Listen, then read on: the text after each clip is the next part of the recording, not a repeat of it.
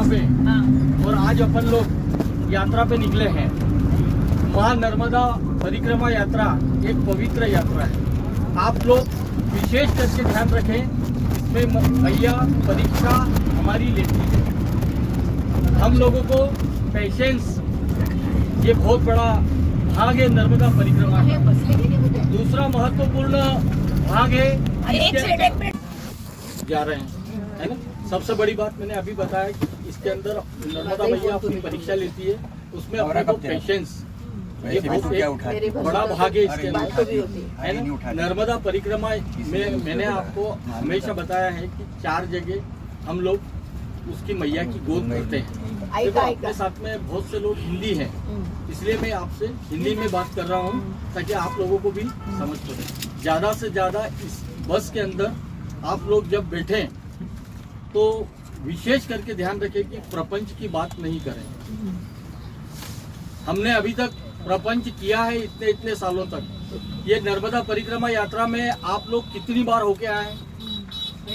पहली बार जा रहे हैं ना। आप तो विशेष करके ध्यान रखें कि आप लोगों को नर्मदा मैया ने एक अपने को बता रहा हूँ मैं कि जिनने इस परिक्रमा को वो सबसे आगे हाथ लिया था, उन लोगों को रोक दिया उन्होंने और आप लोगों को भेजा है। तो विशेष करके ध्यान रखना है कि न मैं ले जाने वाला हूँ, न आप जाने वाले हैं। ये तो क्या है कि मैया ने आपको बुलावा दिया है, मैं एक सारथी हूँ आपका।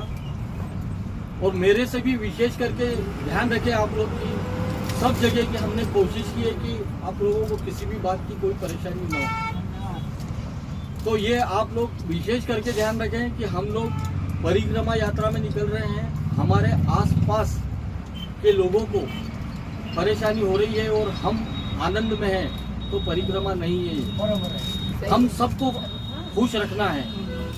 और मैंने ये भी बताया है कि रोटेशन पद्धति में सीट है। आप लोग आज आगे बैठे हैं, कल अपनी पूजा, नर्मदा मैया का जाप, ओम नमः शिवाय का जाप, इसके अंदर बहुत महत्वपूर्ण भाग है ये नर्मदा मैया का। आप लोग जितना ज़्यादा से ज़्यादा, क्योंकि हम लोगों को टाइम वैसे नहीं मिला है अभी तक प्रपंच में। हम लोग इतने सालों से ये मांस के गोले को लेकर सिर्फ घूम रहे हैं, क्या चाहिए क्या नहीं चाहिए, कहाँ जाना है, हमको कुछ भी पता नहीं है। आखिरी स्थान मैया है। नर्मदा मैया जटा में से निकली है। वो बताते हैं कि तुम्हारी कन्या है शंकर भगवान। तो बहुत से लोग उसको सुहागन भी मानते हैं। तो नर्मदा माता ने गजानन महाराज को दर्शन दिए हैं जब उनकी नाव डूब रही थी, यही ओंकारेश्वर में।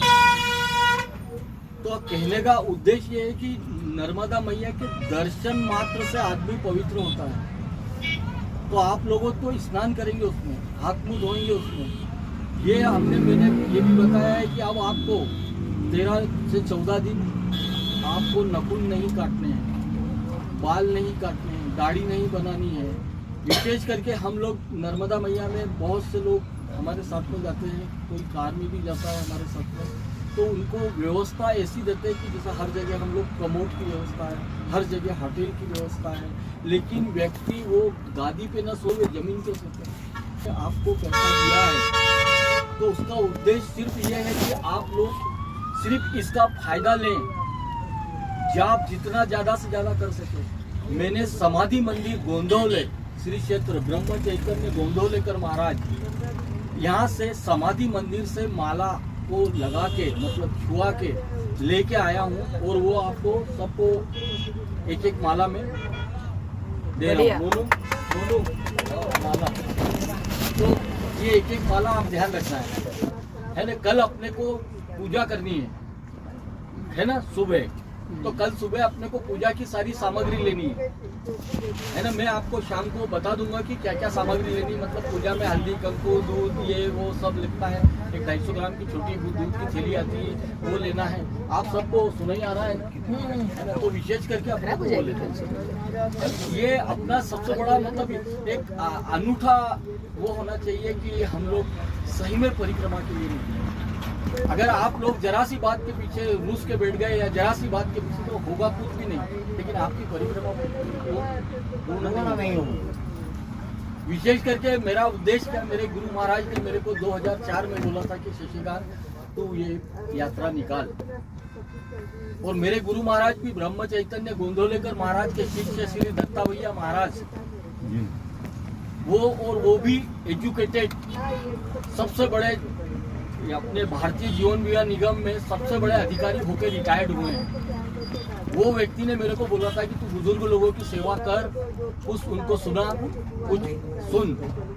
और ये यात्रा मैंने 2004 से निकालना शुरू करी। ये मेरी 34वीं यात्रा है नर्मदा मैया की।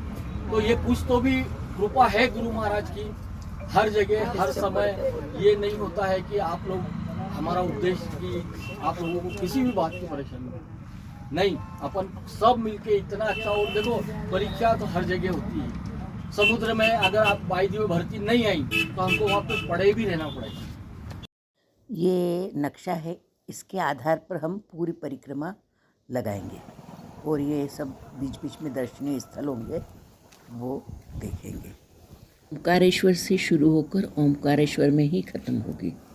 ये यात्रा हमारी कल से शुरू होगी। उसमें सब भोले बाबा के दर्शन करेंगे ओंकारेश्वर में और विश्राम रहेगा।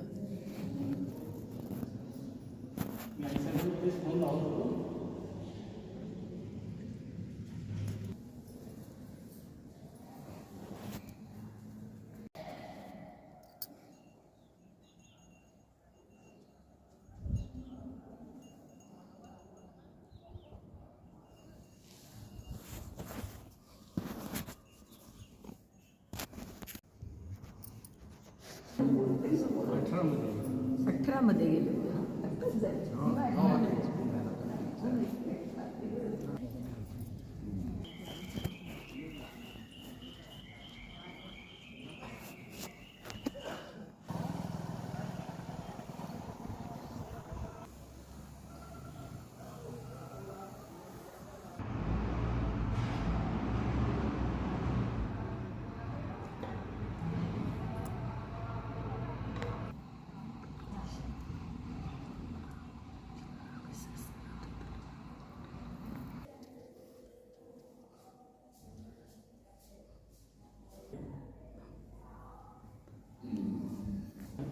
उपासनेमध्ये आपट्यांकडे हो हो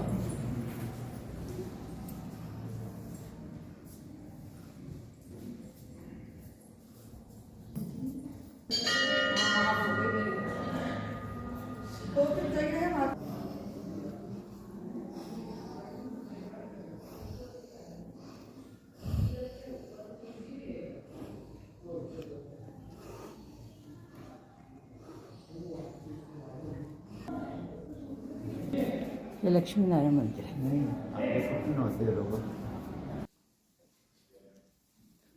काही गोड शब्द नाही मी काही बोलतच नाही, मी फक्त जप करा हेच सांगेन।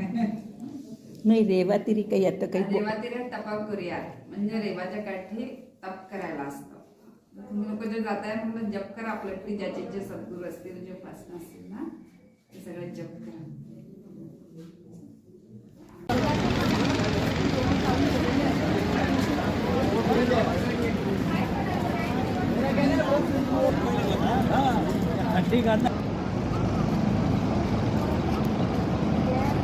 कि मैया जी, हम तुम्हारे चरण में आए हैं और हमारी पूरी यात्रा अब तुम्हारे सानिध्य में होगी। तो अब आप हमारे साथ में रहेंगी कल से, तो इसलिए आपको कोटि कोटि प्रणाम।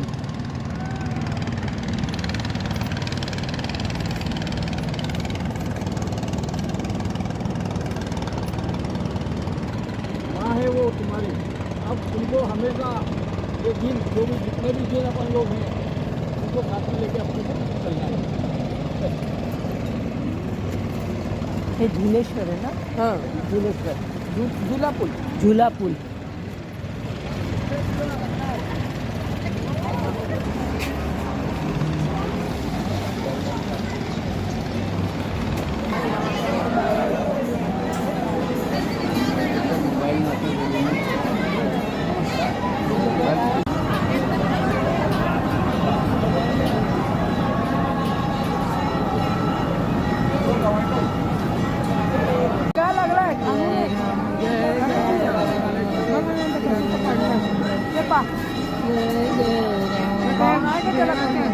ऐकत